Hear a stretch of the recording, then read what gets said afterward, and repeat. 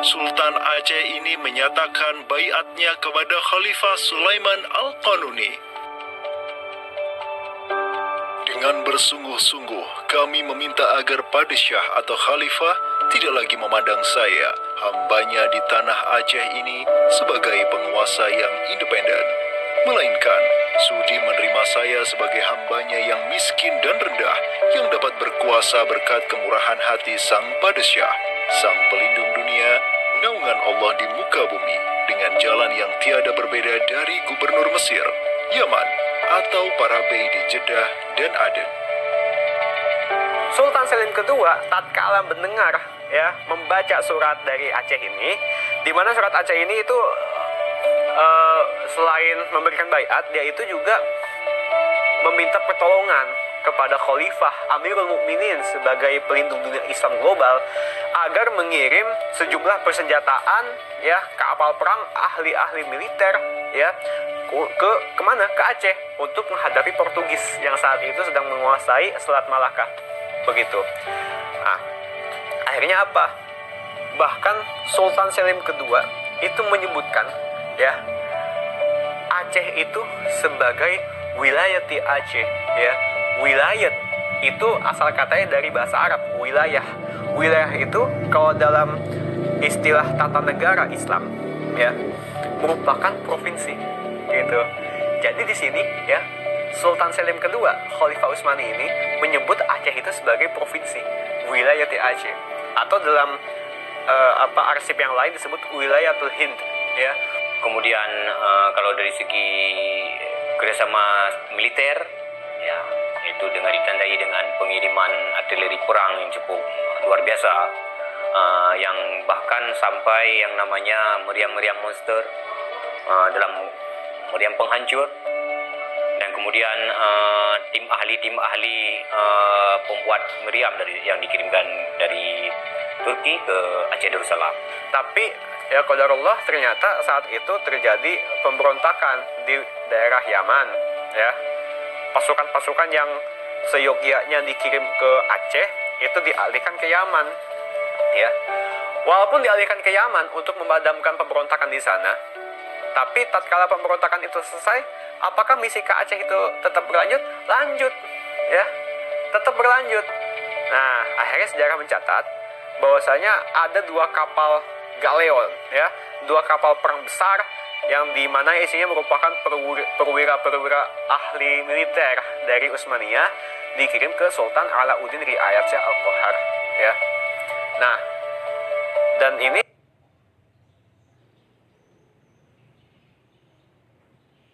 Utsmaniyah berangkat ke Malaka yang dikomando langsung oleh Sultan Alauddin Riayat Shah Al-Qahar.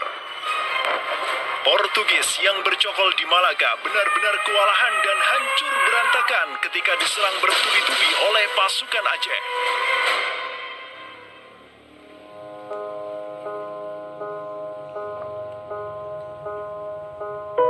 Walau demikian, Portugis berhasil bertahan karena dibantu oleh sekutu-sekutunya dari Johor dan Kedah. Banyak korban yang berjatuhan baik dari pihak Aceh maupun pihak Portugis. Begitu pula, ada beberapa Janissaris Utsmaniyah yang turut gugur dalam jihadnya di kawasan Nusantara ini. Ada satu daerah di kawasan Bandar Aceh ini, Bandar Aceh Darussalam itu Kampung Bitai. Itu tempat para tentara-tentara Turki syahid. Kemudian dimakamkan di Bitai.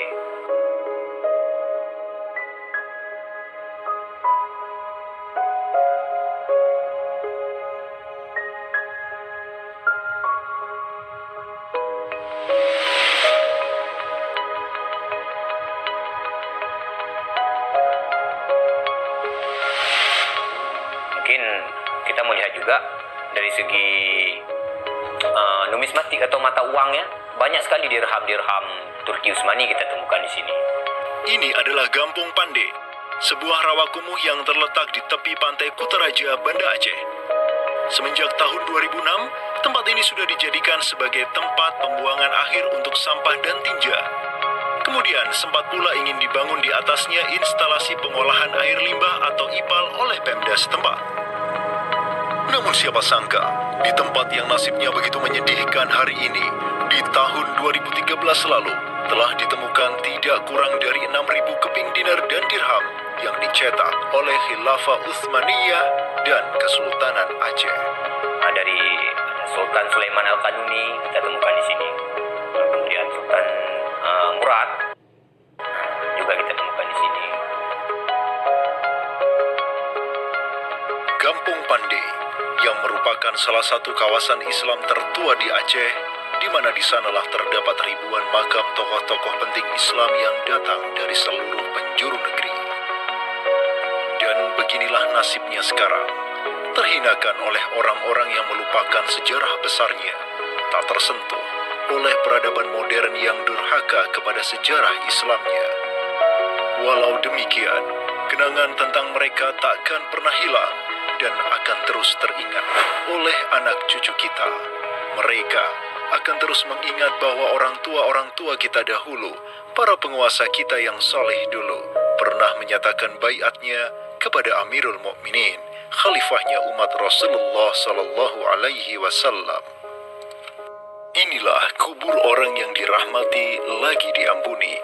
Dialah Al-Ghazi, sang petarung di jalan Tuhan semesta alam, penentang kaum kafir dan musyrikin, pecinta kaum fakir dan miskin, Sultan Alauddin Riayat Syah, naungan Allah di muka bumi, putra Sultan Ali Mughayat Syah.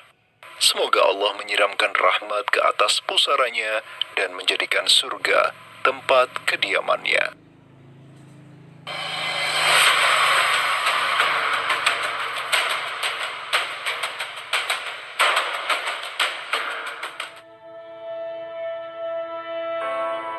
Seiring angin katulistiwa yang terus merayu, gelora Islam juga terus melaju dari Aceh, Jawa, dan terus menyusur ke arah timur sampai ke Jaziratul Muluk, Kepulauan Raja-Raja.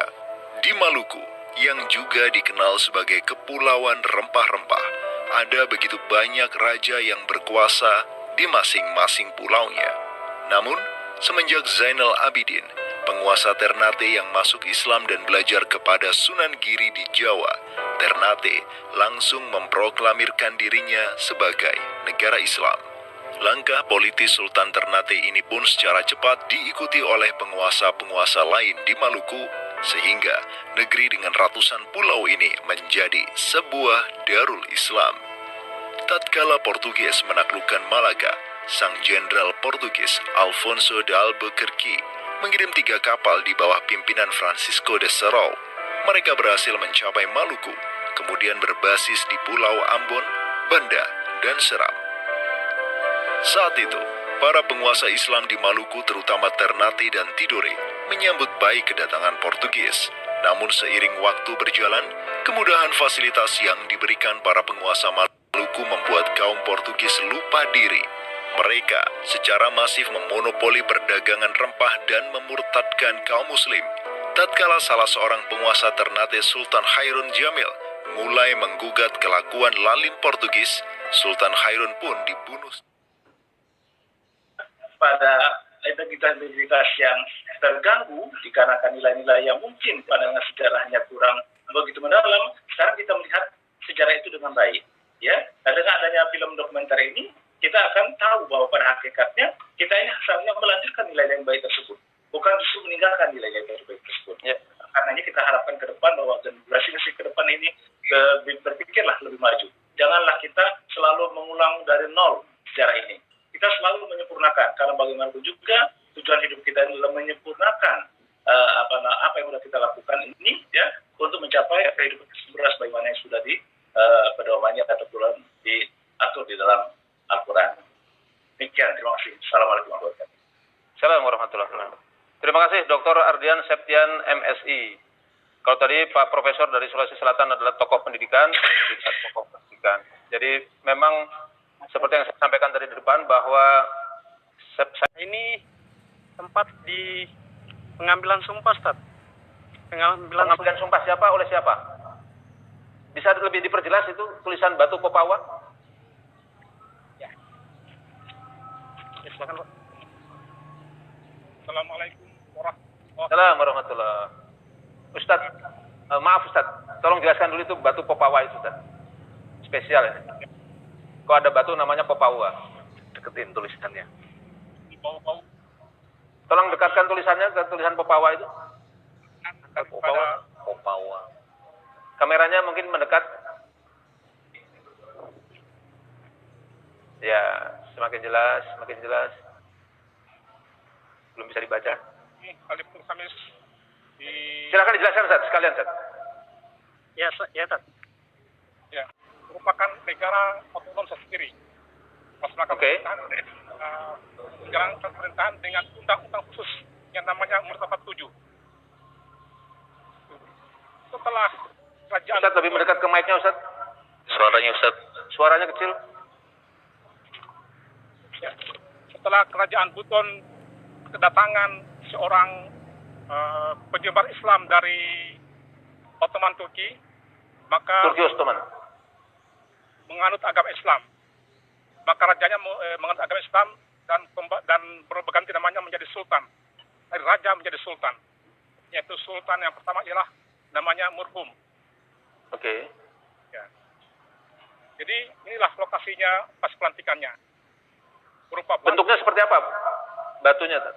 Lokasinya itu tadi mungkin sudah dikirimkan videonya ya, yang berupa batu, lubang batu, yang ketika disumpah itu kaki sultan maupun raja itu dimasukkan di dalam lubang itu, bergantian kaki kanan dan kirinya, sambil di atas berputar payung kerajaan yang seakan-akan mengabarkan ke seluruh penjuru negeri bahwa sekarang raja atau sultannya lagi diambil sumpahnya dengan sumpah yang begitu sakral dan mengerikan, sampai menyebut bahwa kalau saya melanggar aturan di negeri ini, maka saya akan disumpah, saya akan dikutuk 7 turunan, menurut musokat sampai turunan sampai 7 turunan akan dikutuk, begitu.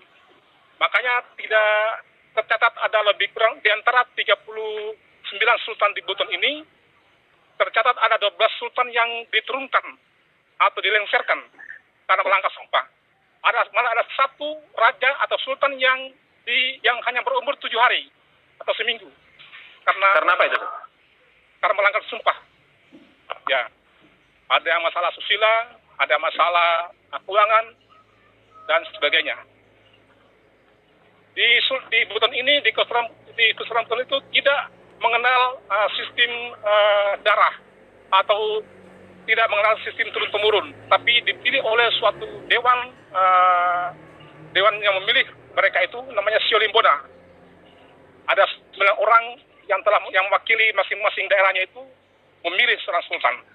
Bukan seperti yang kerajaan lain bahwa dari bapak ke anaknya dan seterusnya. Tapi di Buton ini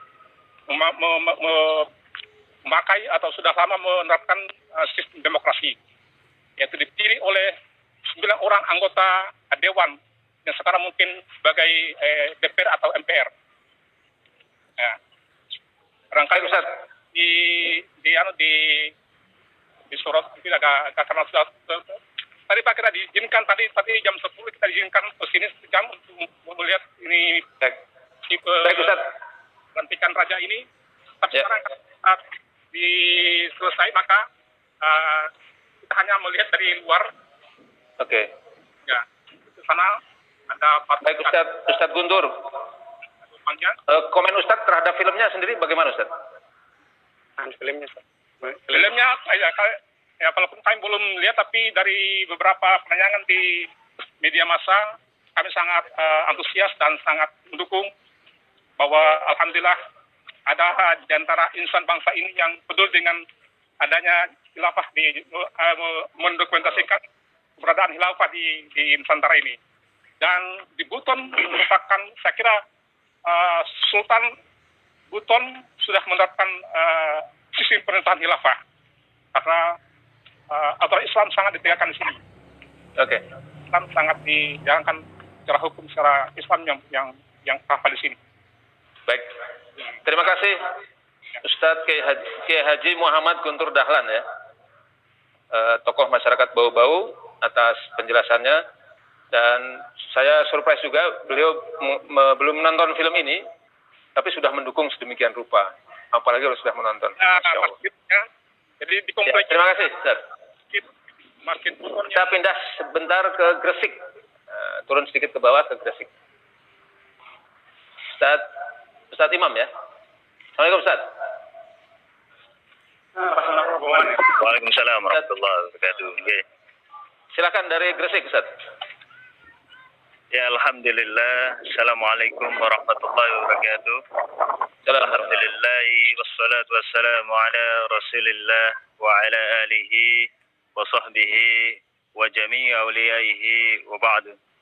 Alhamdulillah ini saya berada tepat di depan Museum Sunan Giri dan tidak jauh dari museum terdapat pesarean di mana tempat Waliullah Ainul Yakin Sunan Giri dimakamkan dan bukti kerajaan dari peninggalan Sunan Giri ini bisa dilihat dari di belakang saya ada bukit namanya Giri Kedaton.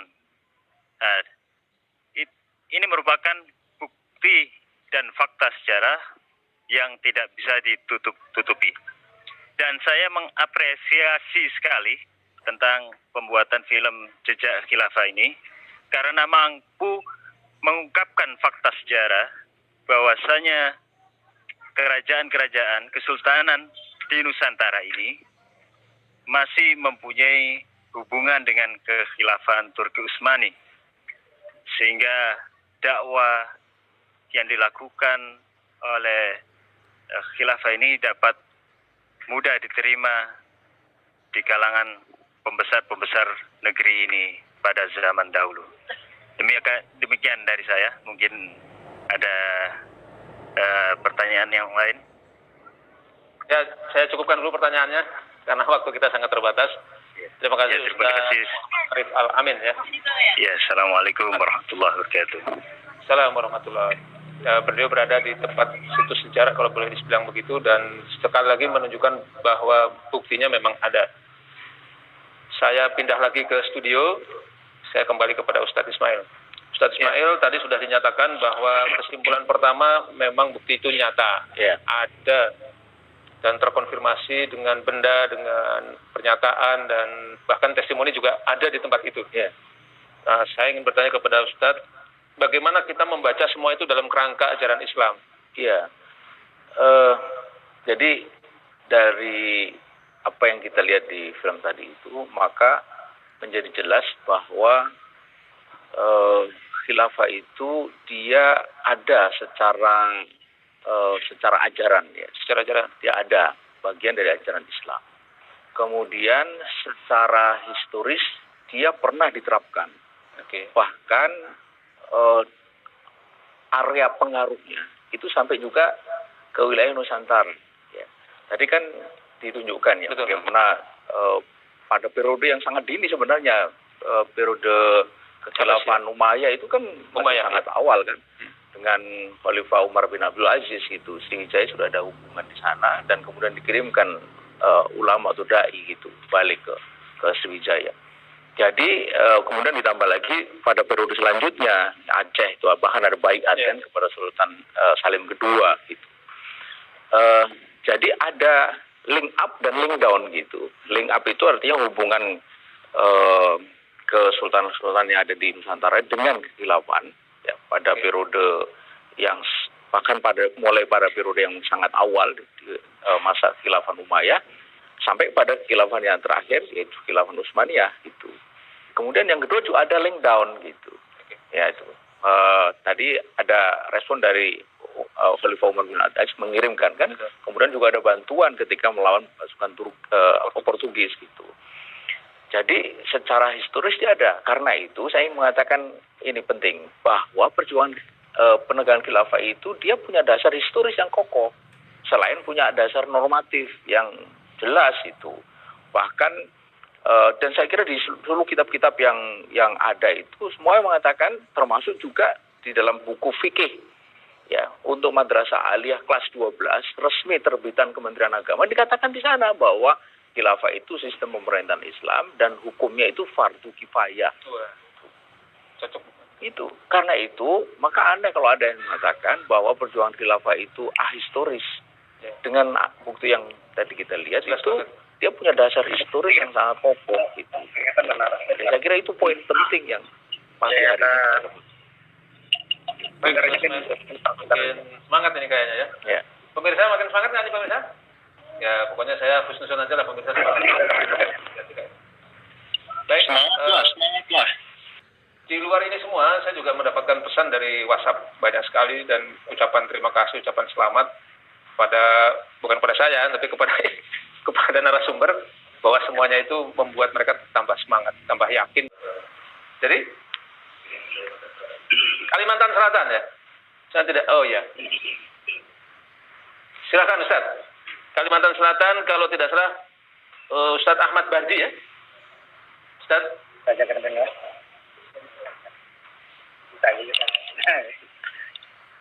Ahmad Mahfuz. Ahmad Mahfuz.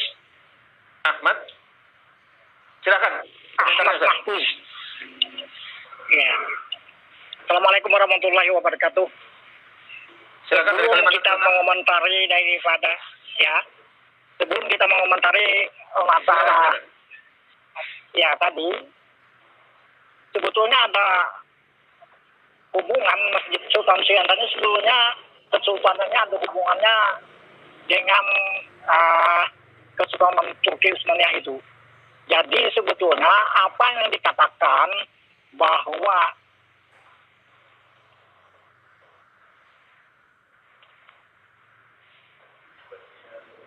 nampaknya ada persoalan jaringan ya. Baik, kita off dulu.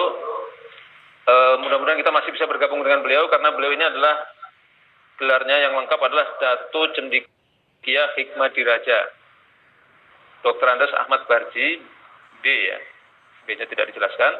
Beliau adalah penulis peraih anugerah Astra Prana bidang kajian sejarah dan budaya Banjar dan meraih penghargaan ini diberikan khusus oleh Sultan Banjar. Jadi ini menarik beliau. Mudah-mudahan masih bisa bergabung nanti. Dan Aceh masih bisa kontak? Banjarmasin atau ke Kalimantan Selatan dan di sana ya, kita kembali ke Banjar. Silakan. Ya. Ahmad. Ya. Jadi sebetulnya Raja Banjar yang pertama itu adalah yang memutuskan Sultan Suryanta yang memerintah itu tahun 1500 sampai 1550 dan dia sudah memang secara historis, secara kerohanian, secara keagamaan itu sudah berhubungan dengan Kesultanan Turki. Kesultanan Turki. Yang merupakan kepemimpinan Islam. Jadi sebetulnya kepemimpinan Islam ini sejak memang di Raja Japusunan itu masuk agama Islam, dia mengatakan kontak atau berhubungan dengan Kesultanan Turki itu sendiri. Jadi sebetulnya khilafah Islamnya itu sudah ada sejak adanya kesultanan yang memeluk agama Islam itu sendiri. Jadi sebetulnya masjid ini, masjid yang tertua di Kalimantan Selatan ini adalah masjid yang telah berhubungan dengan Kesultanan Turki itu sendiri. Nah, kemajuan daripada keislaman di Kalimantan Selatan ini, ya jadi sebetulnya kita pada kemajuan seterusnya yang dibangun, yaitu pada zaman yang maju satu pada zaman Tamjidillah, yaitu kerajaan yang beliau ini adalah komitmen sekali terhadap perkembangan Islam, sehingga banyak surau-surau ataupun langgar-langgar di kawasan itu berdiri. Nah, begitulah yang dapat saya jelaskan.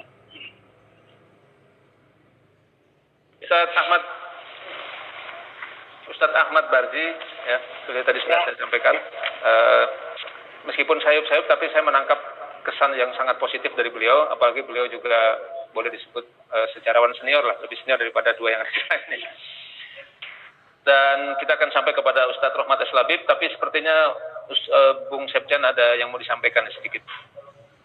Oh, iya. Ya. Baik. Sampai lupa. Ya, Adi. Jadi apa ya? Ada satu gap loss generasi di mana khilafah ini hilang dari daya tarik masyarakat Nusantara. Oke. Padahal ketika masa khilafah masih ada, Nusantara itu sangat masyarakat Muslim terutama itu sangat mengharapkan khilafah dan Nusantara untuk melawan Belanda.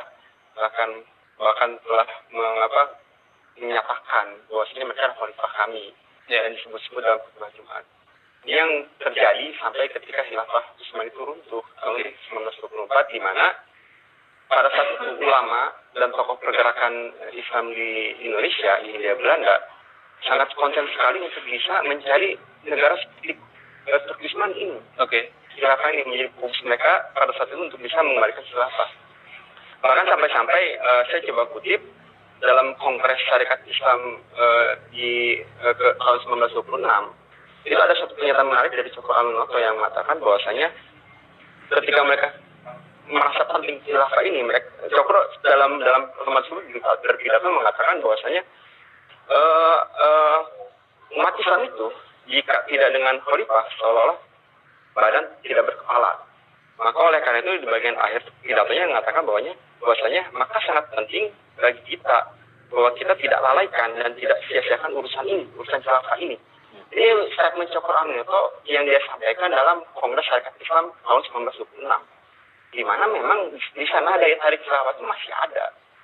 Hanya saja nanti lost generasi ini kan, ketika khilafah ini semakin ditinggalkan dan akhirnya juga kisah dan sejarahnya itu juga lenyap, sehingga generasi seterusnya dan pada kita hari ini ya, tidak menemukan kembali kisah-kisah itu, jejak-jejak itu. Nah, oleh karena itu memang boleh bisa dikatakan ini bukan sesuatu yang baru, ini sudah ada. Memang kita memang saat ini menjadi korban atas pengaburan jejak khilafah di Nusantara. Terima kasih, Bung Septian. Simple, padat, tapi kayaknya bisa jadi closing ya. Tapi nggak afdol kalau closing itu tidak datang dari Kiai Haji Rohmat Islami. Saya sudah terhubung dengan beliau, Pak Kiai. Saya mencatat 2 poin paling penting menurut saya dari yang Kiai tadi sampaikan tadi pagi. Yang pertama adalah makna hijrah, hijrah yang sangat dalam. Kemudian yang kedua, Kiai juga menyampaikan bahwa kita adalah umat yang besar, umatan azimah, umat yang mulia karena Allah memuliakan kita dengan Islam. Jadi ini momennya sangat pas, ini 1 Muharram, kemudian juga ada film JKDN yang membuat kita jadi bisa semacam napak tilas bahwa hijrah itu ada dan pengaruhnya luar biasa. Saya ingin Pak Kiai memberikan closing pada kesempatan ini. Ya, nextnya itu apa setelah ini? Silakan Pak Kiai. Saya kira begini, setelah kita menyaksikan film tadi ada beberapa hal penting yang menurut saya patut digarisbawahi. Yang pertama bahwa satu, Islam dan kekuasaan. Keduanya memiliki hubungan yang sangat erat, tidak bisa dipisahkan. Seperti yang dikatakan oleh Imam Al-Ghazali bahwa al-Islam ad-dinu sultan tauhaman. Agama dan kekuasaan itu 2 saudara kembar. Yang fad-dinu usun wa sultanu haris. Agama adalah dasar, sementara kekuasaan adalah penjaga. Faman la ussalahu famahdum, segala yang tidak punya dasar maka dia akan roboh. Waman la harisalahu fadai, siapa atau apa yang tidak memiliki penjaga maka dia akan hilang. Islam dan kekuasaan itu memiliki hubungan yang sangat erat, bahkan tanpa kekuasaan Islam tidak bisa diterapkan secara keseluruhan. Yang dua, bisa kita ambil satu kesimpulan juga bahwa sebenarnya tidak ada yang perlu ditakutkan dari kekuasaan Islam atau khilafah itu. Karena bukti menunjukkan adalah kebaikan. Kita lihat di Timur Tengah ketika Rasulullah SAW menerapkan Islam di sana dilanjutkan oleh para khulafah sebelumnya, tidak ada sejarahnya umat Islam memaksa pemeluk agama lain, membumi hanguskan, menghancurkan, itu tidak ada sejarahnya. Yang terjadi menebarkan kebaikan dan yang terjadi adalah menebarkan hidayah. Sampainya Islam ke Nusantara juga menebarkan hidayah. Memang ada di sana yang sebagian orang menyebut sebagai ekspansi atau perluasan wilayah, tetapi perluasan wilayah yang dilakukan oleh khilafah, oleh Islam tidak seperti yang kita saksikan sebagaimana oleh penjajah atau negara-negara kafir penjajah Barat. Mereka datang ke negeri ini, merampok, mengambil kekayaan untuk dibawa ke negara mereka. Itu tidak pernah terjadi. Baik pada masa khilafah Umayyah, Abbasiyah, bahkan juga Utsmaniyah, tidak pernah ceritanya ada khilafah itu mengambil, merampok kekayaan negeri ini dibawa kepada mereka. Yang terjadi sebaliknya, negeri ini yang sebelumnya diliputi dengan kegelapan, tidak mengerti tentang hidayah, mereka sebarkan hidayah. Bahkan ketika ada negara kafir penjajah yang hendak menjajah negeri ini, khilafah Utsmaniyah sikap untuk membela negeri ini dari penjajahan. Oleh karena itu, tadi saya katakan semestinya tidak ada yang perlu ditakutkan dari khilafah ini, karena khilafah itu sejatinya adalah menerapkan syariat Islam secara kafah. Dan syariat Islam adalah dari Allah Subhanahu wa Ta'ala. Maka bagaimana mungkin ajaran dari Allah mendolimi manusia sendiri? Hal sesuatu yang mustahil. Yang ada adalah kebaikan dan kebaikan. Dan yang terakhir saya kira yang sangat penting bagi kita semua, bahwa sejarah ini insya Allah akan berulang kembali. Karena Rasulullah SAW telah mengabarkan kepada kita setelah masa nubuah, kemudian dilanjutkan dengan khilafah ala minhaj nubuah, lalu dilanjutkan dengan mulkan adon, dan sekaranglah waktunya mulkan jabriyah. Nabi SAW memberitahukan kepada kita bahwa itu tidak menjadi akhir sejarah. Sejarah berikutnya akan kembali khilafah ala minhaj nubuah. Inilah berita yang diberikan sampaikan kepada Rasulullah SAW kepada kita. Tidak ada seorang pun yang bisa menghentikan sejarah. Tidak ada yang bisa menggagalkannya. Hanya akan berakhir dengan sia-sia dan penyesalan. Karena itu berarti seperti hanya mencegah, menghalang terbitnya matahari. Saya kira itu yang sangat penting barangkali yang kita sampaikan. Dan tentu saja jangan sampai kita menjadi orang-orang yang memusuhi agama Allah SWT. Jadilah kita semua menjadi pembela-pembela agama Allah Subhanahu wa Ta'ala.